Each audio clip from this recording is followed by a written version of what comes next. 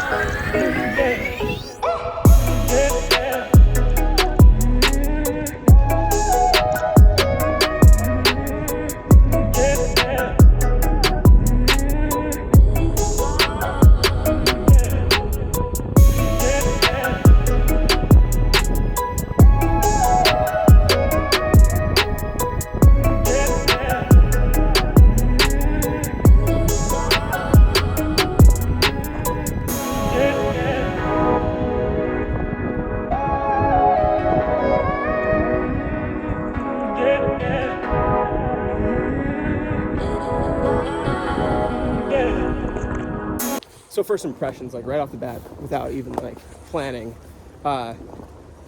definitely I feel the extra torque up the little like uphills and whatnot, and over the rocks and things. I do feel like it's that the new the rim size, it gives it like it's a little boatier on turns, but like not that bad, especially compared to like a Vega. Like out of the box, this treaded tire, it carves pretty nicely, I would say. I was worried because it does feel a little bit hard still, but you gotta like work all that in. I'm on flow right now, and it felt good, but yeah, it definitely turns like aren't quite as tight.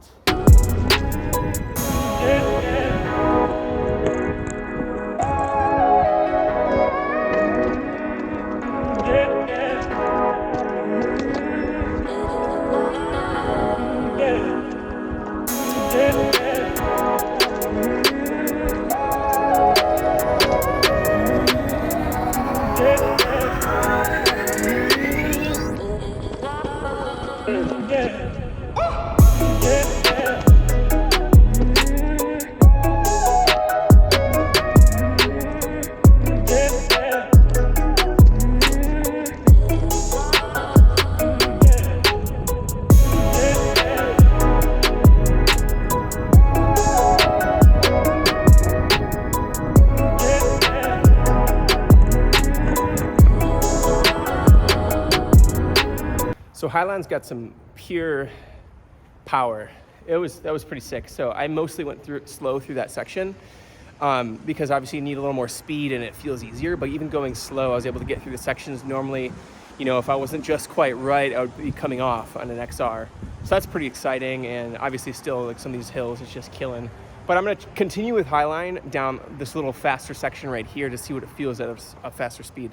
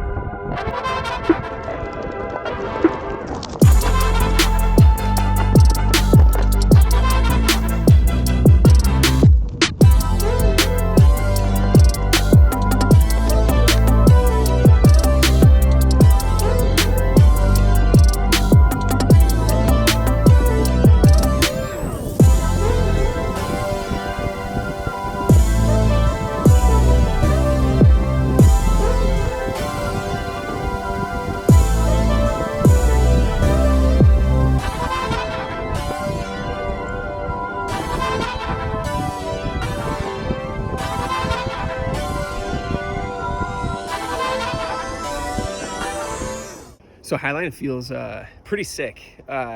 It's definitely like more torquey, but I guess it doesn't really feel like Delirium either, because you could still carve pretty well with it and you don't feel the board pushing back on you really hard. But this is just first initial thoughts, because you got to ride these modes a lot more to really like sink in with them, you know, and really understand them. What can it do with almost no speed? And it can get over a lot of stuff, which is awesome. And like, you can really lean into the turns. You don't have to worry about nosedives. All these little things are pretty awesome that it can do so far. I really haven't pushed the speed yet.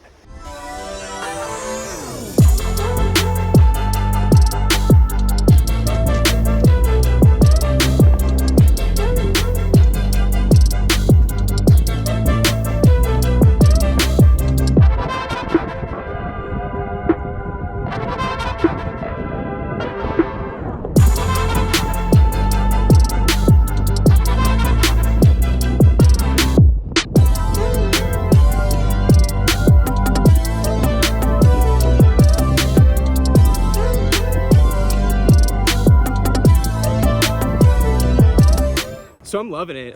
Apex, I'm gonna have to get a lot more practice in. It kind of freaks me out. It's like that extra level of torque makes it ride totally different than you'd ever expect. So that's a mode I feel like is not as intuitive, because when it catches the ground, it really wants to pull, and it makes it kind of a little bit more wobbly, and it feels bumpier, because I feel like when you hit some rocks, it really pulls itself over, which makes you get more air than you normally would on a regular XR. I feel like you would normally just kind of run it over. Your tire would just run it over. And I think it's also because this tire is a little bit harder. So overall, it's just feeling bouncier. I'm gonna put it on Highline or Flow and try those two instead of Apex. That mode scares me.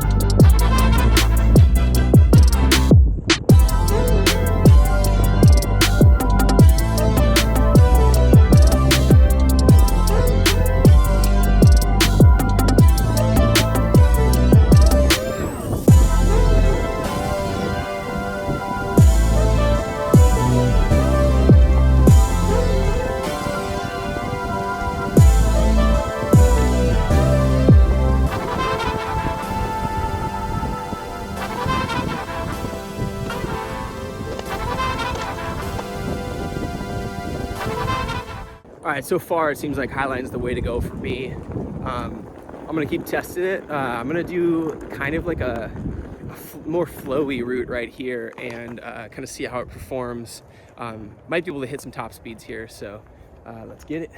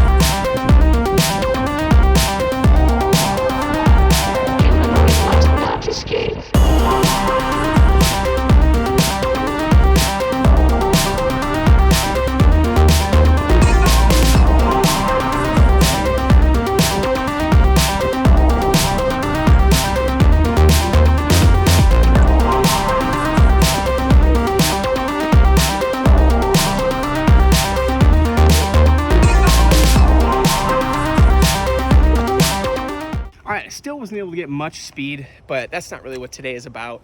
I felt really good too. I guess I would say Flow is like, feels to me like the closer to Mission type, and then like Highline feels like a mix between Mission and Delirium, like that perfect mix. But so far it's been amazing. It's been great. I'm gonna get back to actually just doing this and not filming now, and just purely enjoying the experience. All right, back at home, but I wanted to give you a quick 2 cents of what I thought about my ride, right? The first thing is the tire. It's very hard, so it doesn't really like chunks just yet until I work it in more to see if like it'll help. But yes, it bounces a lot with chunk or anything sticking out around. But you don't really notice it on like flowy single track that's just kind of like tightly packed. The board does feel torquey. The settings all feel new and exciting, and they have their own sense of like kind of torque. It turns a little bit boatier than the XR, so the turning, you can't turn quite as tight, but you can really lean into the board and the acceleration when you're turning on tight turns, whereas with the other boards, the nose would start to touch and sometimes you can catch a rock or something, but with this one, it just holds you up. The love hump feels awesome. I really feel like my foot contours with the board now, and I don't have to really worry about, you know, getting another foot pad or anything like that. At least for now, it felt really great, and I felt fully in contact with the board. I did take a couple spills although, because I should have been riding without a camera for my first, you know, like 15 or so trail miles. I need to see what happens, you know, miles and miles in, but so far I love it. It's a fun toy. You know, it's a fun board. It works great. It's just different, right? And it's gonna be a different board in your arsenal. I'm certainly gonna keep my XR boards as well, because they're gonna be faster in certain sequences, and this board's gonna be faster in certain different segments as well. So we'll see in the end. It's just a fun board. It's a lot of fun. That being said, I'm gonna sign off here. Hopefully you enjoyed this.